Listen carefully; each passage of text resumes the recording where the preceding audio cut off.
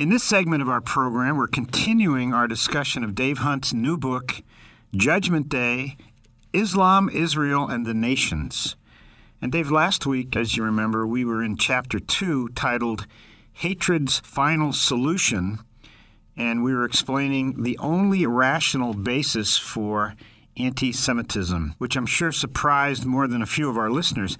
I think it bears repeating for any new listeners that have joined us. Well, Tom, first of all, anti-Semitism is an established fact in the world. It was foretold in the Bible. Dave, this is hating Jews. Yeah, why should these people be hated? And yet God said they would be. They would be hated, persecuted, killed like no other people. In fact, Hitler was going to exterminate him. You remember the Nazis had identified 11 million Jews in Eastern and Western Europe, and they were going to wipe everyone off the face of the earth. You know that there is not an Arab map in the world that shows Israel's existence. As far as they're concerned, Israel does not exist, and they're going to prove it. These particular people, are they so evil? So what could you say? That there's a universal hatred? It's all over the world. Anti-Semitism is on the increase in Europe and in America, on university campuses in America. They're just hated everywhere. And Dave, as we mentioned last week, there have been people groups who have been hated down through history. Right. Blacks have had their own persecutions and so on. But the point of the persecution, whether it be Armenians, whoever it might be, the point has been for political power, for money, for something. There was a point to it.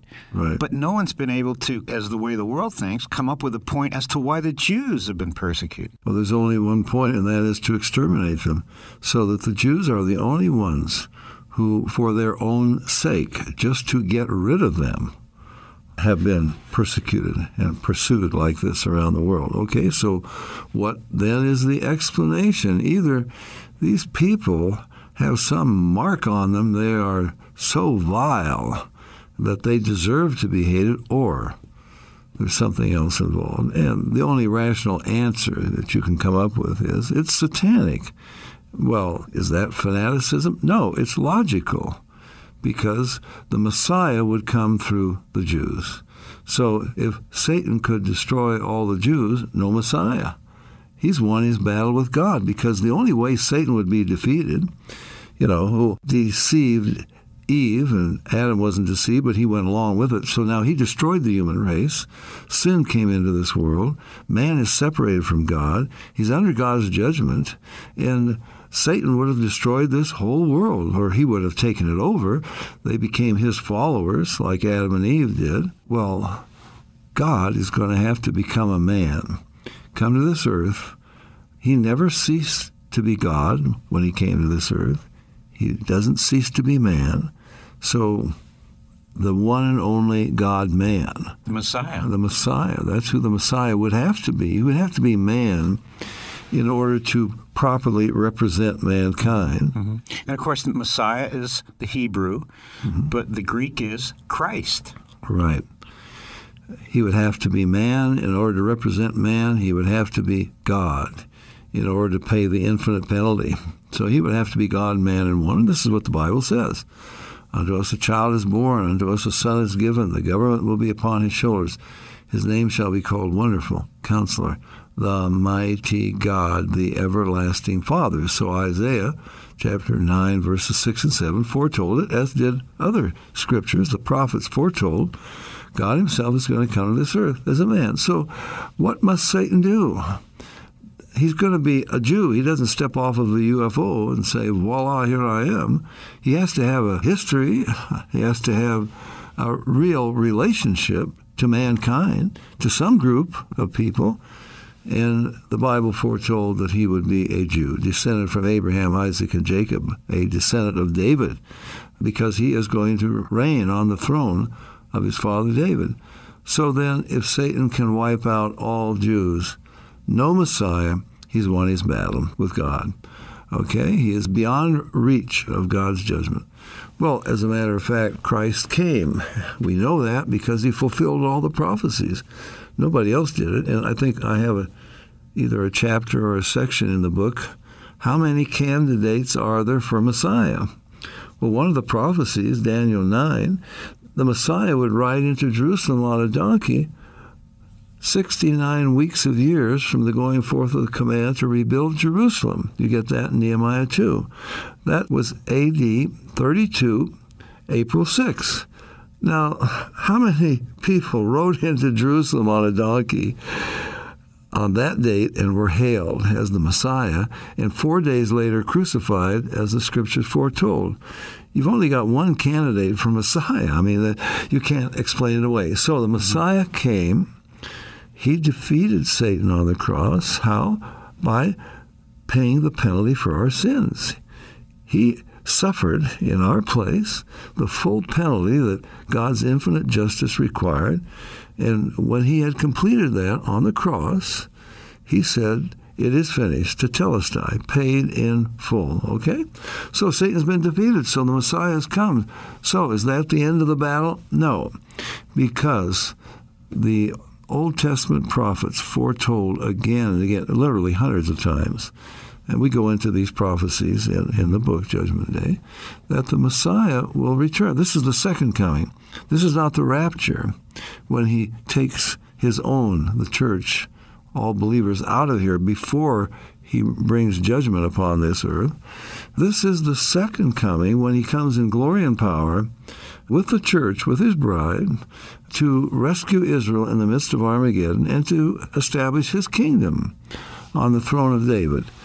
Well, if the Jews could be destroyed now, if Hitler could have destroyed them, if the Muslims, and we've quoted it a number of times, I won't quote it again, but Muhammad said every Jew on the face of this earth must be killed before there can be a resurrection of any Muslim and the hope of going to Muslim paradise. So you see how important it is that every Jew must be killed.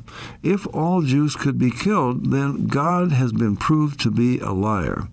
He promised that he would preserve these people, no matter who came against them. He promised that they would be there as a nation back in their own land when the Messiah returned at the second coming. And if there is no Israel, and no Arab map shows it, the PLO logo, no Israel, Hamas, all of them, if the Jews could be wiped out now, then there is no second coming. Satan has this world, and God cannot punish Satan because he's lost the moral basis. God has been proved to be a liar, so he couldn't possibly punish Satan. So, Dave, somebody listening to us saying, Satan, what are you talking about here? This is God's adversary. It was called Lucifer before he sinned in heaven. But as I'm thinking about him, he must truly believe that this is the way to save himself from the lake of fire, save himself from eternal torment. It's his only hope. And if he could inspire mankind to wipe out all Jews, then he's home free. He has this world. God cannot punish him. His Antichrist is in power. Satan is in power. So that's a long discussion of your question, but it's the only way you can explain it. And in fact, this is the way it is working out. Yeah. And Dave, I wanted to start with the foundation for some examples we're going to give that you give in your book, Judgment Day, Islam, Israel, and the Nations, so people understand. In Istanbul, Turkey, for example, in the middle of the Feast of Ramadan, which is a time of peace for Islam. Right. Car bombs devastated 2 synagogues, killing and wounding dozens. In Morocco in 2004, in May, terrorists hit a Jewish community center and hotel, leaving a trail of death. You have the European Union. They continue to rate Israel as the greatest obstacle to peace in the world. In Vienna, Austria, a Jewish synagogue suffered attacks in the past so that they have to be guarded round the clock by policemen. Tom, we were there, and there they are. Why must a synagogue be guarded? I mean, these guys are in flak jackets. They've got heavy equipment, and they are patrolling around the synagogue. They don't have to patrol around Presbyterian churches or Baptist churches or mosques. They don't have to patrol around Muslim mosques. The Jews are not going to attack them. Tom, when you study it a little bit, as I have done, it's just staggering, absolutely staggering, all over the world. In Japan, we mentioned it in our last program, I think. Yeah, this is a stunner. I think less than 1% of the people in Japan have even come in contact with a Jewish person. There's no Jews over there. And yet, best-selling books on the secular market are anti-Semitic. One of the outcries was the stock market in Japan fell, and they blamed the Jews for it. Right. Tom, the Jews are blamed for everything. They're the international bankers. They have this plot to take over the world and so forth. But go ahead. I'm going to quote from Abraham Foxman, who's the national director of the Anti-Defamation League. Recently he wrote, "I am convinced that we currently face as great a threat to the safety and security of the Jewish people as the one we faced in the 1930s, if not a greater one." Now, that would be outrageous, except the facts back him up of what's going on today throughout the world. We give you dozens of quotes, I guess, in the book of Muslim leaders, past and present, who state in the clearest possible language, we are going to exterminate the Jews. We are going to wipe Israel off the map. Well, that's kind of a joke because no Arab map even shows Israel. They state this over and over and over. Arafat said, the argument is not about land, how much land they have, how much land we have. It's about Israel's existence. They are determined to annihilate Israel. It's that simple, Tom. They've said it hundreds of times on television, in mosques. You hear it over the loudspeakers in the street and so forth. Okay, in view of that, then the world keeps saying to Israel, oh, make peace. Don't react like this. And President Bush has a plan, roadmap to peace, all kinds of plans for peace. How are you going to make peace with an enemy that is sworn to exterminate you? It's like, here's a man, Tom. He's got a gun to my head, okay? He says, sign over your bank account. Okay, I says, I'm going to kill you anyway, but in the meantime, sign over your bank account. Well, okay. All right, now sign over your house. I'm going to kill you anyway, but that's the situation over there. It's ridiculous. It's incredible. It's, Tom, and yet the world, the European Union, pushes Israel. The United Nations pushes Israel. The United Nations has condemned Israel hundreds of times. There are more than 60,000 individual votes cast against Israel, condemning Israel. How many against the Arabs, against the terrorists? Not one. Right. Dave, we're going to talk about the prophecy that says Israel would not be reckoned among the nations. But before we get to that, the thing that's created for Satan and for all of his minions, both in the flesh and in the spirit, happened in 1948. It was really the birth of the nation of Israel. Things went berserk after that. Of course, as we document in the book, it had always been bad. You had Haj Amin al-Husseini, who was great uncle of Arafat, who the British put in as the Grand Mufti of Jerusalem. And he was just causing riots, murder, and we give some shocking examples in the book. And even before Israel became a nation, they're trying to get rid of the Jews. They hate them. But when Israel became a nation, wow, they were instantly attacked by the regular armies of 6 Arab nations with tanks and planes. And you've got about 600,000 poorly armed Israeli settlers. They put an army together, 60,000 in this army. And how well trained are they? They have poor equipment. They don't have any tanks. They don't have any planes. They're up against regular armies of Arab nations who have in the field 600,000 men. So you got 10 to 1. And the equipment that they have and so forth. And who won every war, let me just remind the listeners, I'm not saying that everything that Israel has ever done is right, because they've had some terrorists on their side as well. For example, the man that shot up the mosque in Hebron, he's condemned. That was one very rare incident of an Israeli doing anything like that. They teach them, they train them by the hundreds, by the thousands, in fact, and they come against Israel, and these guys, suicide bombers who blow up a bus load of school children, they name streets after them. They name holidays after them. They are heroes. This is their ticket to paradise. Mm-hmm. So there is a big difference. But let me just remind the listeners, every piece of land that Israel has taken, and they have taken some land. By the way, they've given back more than 95%. Now, you never had a conqueror who conquered land from an enemy, gives it back. Never happened in history. You just don't do that, all right? But every piece of land they've taken it in self-defense against an enemy that has sworn to exterminate them. Mm-hmm. So we have 1948, 1956, 1967, 1973, that Israel would overcome incredible odds almost each time. Oh, every time, yeah. Yeah. In fulfillment of the prophecy, in that day I will make the governors of Judah like a torch of fire in a sheaf, and they shall devour all the people round about. Tom, it's beyond comprehension. You couldn't have written a story like this. Nobody would believe you. And yet this is what has happened. But David, that even creates more hatred, more animosity. The Arabs' repeated defeat, you're right, at the hands of Israel is both embarrassing and maddening for them. Yes, it is. And so this is the reason for the rise of fundamentalist Islam in the world. Because the imams teach in the mosque, the reason we're being defeated is because we have displeased Allah.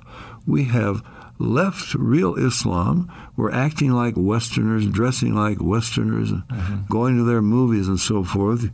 You were over in Iran when they burned the theater down.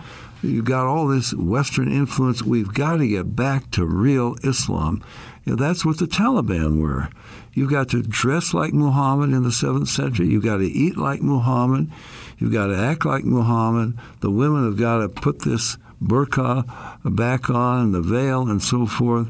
And then when we enforce this upon Muslims everywhere, and all Muslims begin to behave in this manner, then and only then will you have the blessing of Allah, and He will help you to defeat these Jews. The prophecy in Numbers 23:9, God declared that Israel would, quote, not be reckoned among the nations, end of quote. Tom, you have so many amazing prophecies, all fulfilled in Israel. Well, today, what do they have? I've lost track. I think, let's say, 202 nations in the United Nations. Mm-hmm. Every one of them can take its rotating term on the Security Council, except one. I'll give the listeners 3 guesses. Israel is the only one that is excluded. The Human Rights Commission. Israel cannot be a member of the Human Rights Commission. They are the only democracy in the Middle East. I think Libya is the current chair. I know Zimbabwe has been voted in for several terms. Zimbabwe, if you know anything about it, they got one of the worst dictators in the world, murdering white farmers. I was there, and it seemed to be prospering. They were getting along well together, the blacks and the whites. Now they're killing the white farmers, and they're dividing up their land, giving it to blacks who have come out of the jungle. They've never run a farm, and they're destroying the economy. They can't make the land produce like it, but the man is a murderer, a criminal. Okay, Zimbabwe. Oh, they're part of the Human Rights Commission, and Cuba, etc., but not Israel, the only democracy in the Middle East. And by the way, in Israel, every session of the Knesset, any Arab can stand up and speak in Arabic. You have Arabic schools. You have freedom.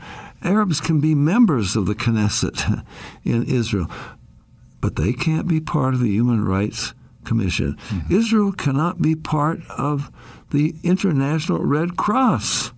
And we had a chairman, a woman, Dr. Healy was her name, who said that's not right. They threw her out. The Americans threw her out. Okay, these are just some examples. Israel is not counted among the nations. It's like they don't belong, and yet they've been members of the UN for over 50 years. The 10 lost tribes. Well, that's a myth. If you went to 2 Chronicles 34, the Passover, the revival under Josiah, this is 100 years after these 10 tribes were supposedly lost, carried away into Assyria. Which is a way of dismissing Israel. That's the point here. Right. They are back. And you don't have to throw the Jews in Hitler's ovens. You just say they don't exist anymore. Right. 10 lost tribes is a myth. Remember, Jesus said to his disciples, you will rule on 2 thrones. You'll rule on 12 thrones over the 2 tribes of Israel? No, he said over the 12 tribes. They have not been lost, okay? But that's just another anti-Semitic invention, I guess, of how to do away with Israel. Please visit our website, thebereancall.org, to access our radio archives going back to 1999 and our newsletter going back to 1986. We offer daily updates by email or visit us on Facebook or Twitter. Are you looking for information about a specific topic? Go to thebereancall.org and click on Topics at the top of the page. Our online store is thebereancall.com. We offer a wide variety of books, tracts, CDs, and DVDs. Note that most of our ebooks are free. I'm Gary Carmichael. Thanks for tuning in, and we hope you can join us again next week. Until then, we encourage you to search the Scriptures 24/7. Though none go with me, I still will follow. No turning back, no turning back.